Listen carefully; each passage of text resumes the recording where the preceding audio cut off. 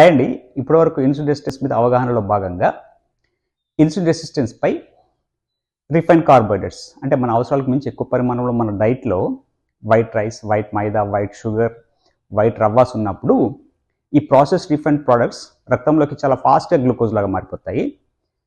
మనం వర్క్ తక్కువ ఉన్నప్పుడు ఈ ఎక్కువైన గ్లూకోజ్ని కణాల్లోకి ఫోర్స్ఫుల్గా పంపించడానికి ప్యాంక్రియాస్ ఎక్కువ ఇన్సులిన్తో శరీర కణాలపైకి దాడి చేస్తే శరీర కణాలు ఇన్సులిన్ యొక్క మాట వినకుండా ఇన్సులిన్ రెసిస్టెన్స్కి గురవుతాయనే విషయం గురించి డీటెయిల్గా డిస్కస్ చేశాను. ఆ వీడియోస్ అన్నిటిని సీక్వెన్స్లో చూడండి. ఈ వీడియోలో ఇండస్ట్రీస్లో రిఫైన్ చేయబడినటువంటి రిఫైన్డ్ సాల్ట్స్ ఇన్సులిన్ రెసిస్టెన్స్ మీద ఎలాంటి ప్రభావం చూపిస్తుందో చూద్దాం.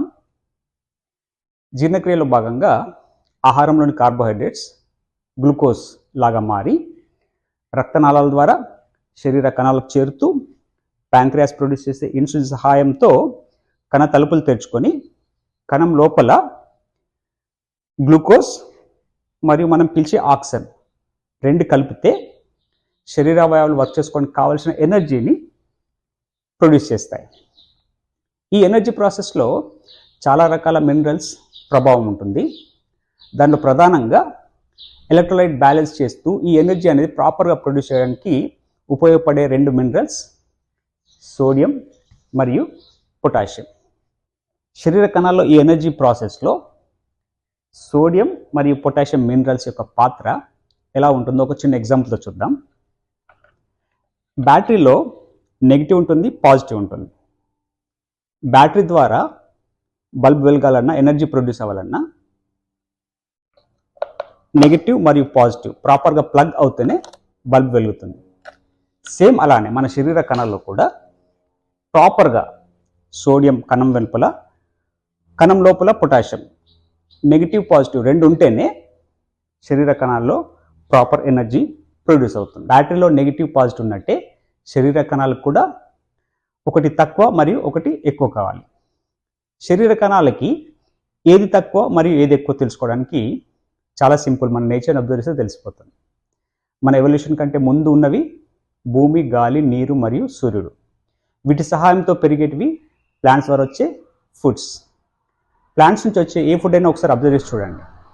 మిల్లెట్స్ కావచ్చు, పళ్ళు, నట్స్, సీడ్స్, వెజిటేబుల్స్, ఆకుకూరలు, వీటన్నింటిలో కూడా శరీర కణాల అవసరాలకు కావాల్సిన సోడియం మరియు పొటాషియం మినరల్స్ ఉంటాయి. అంతేకాకుండా ఈ న్యాచురల్ ఫుడ్స్ అన్నిటిలో కూడా తక్కువ సోడియం మరియు ఎక్కువ పొటాషియం ఉంటుంది. నేచర్ మన శరీర కణాల బిహేవియర్ని, శరీర కణాల అవసరాన్ని శాసిస్తుంది. కాబట్టి శరీర కణాలకు కూడా ప్రాపర్ ఎనర్జీ ప్రొడ్యూస్ అవ్వాలంటే కణం వెలుపల తక్కువ సోడియం మరియు కణం లోపల ఎక్కువ పొటాషియం అనేది చాలా అత్యంత అవసరమైన మినరల్ బ్యాలెన్స్.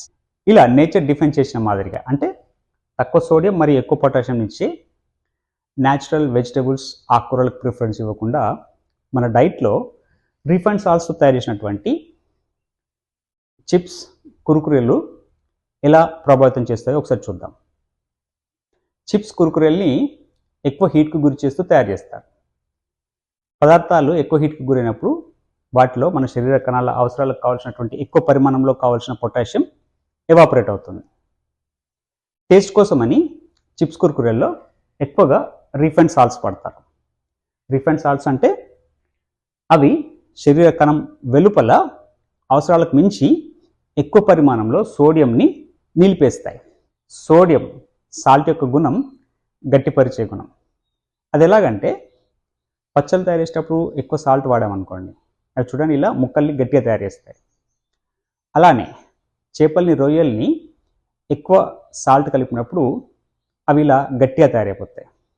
సేమ్ అలానే కణం వెలుపల ఎక్కువ సోడియం నిలిచిపోయినప్పుడు ఈ ఎక్కువైన సోడియం రక్తనాళాలని గట్టిపరుస్తూ హార్ట్, శరీరంలోని ప్రతి అవయవానికి రక్తం పంప్ చేయడంలో ప్రెషర్ని క్రియేట్ చేస్తాయి.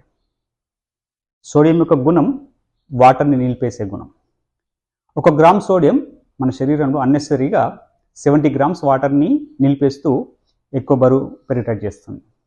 అంతేకాకుండా కణం వెలుపల ఎక్కువ సోడియం నిలిచిపోయినప్పుడు ప్యాంక్రియాస్ ఇన్సులిన్ ద్వారా కణ తలుపుల్ని తెరుస్తూ కణం లోపలికి రక్తం నుంచి న్యూట్రియన్స్ పంపించడానికి ట్రై చేస్తున్నప్పుడు ఈ ప్రాసెస్ని అడ్డుకుంటుంది. ఈ రకంగా శరీర కణాలు ఇన్సులిన్ యొక్క మాట వినకుండా అయ్యేటట్టుగా.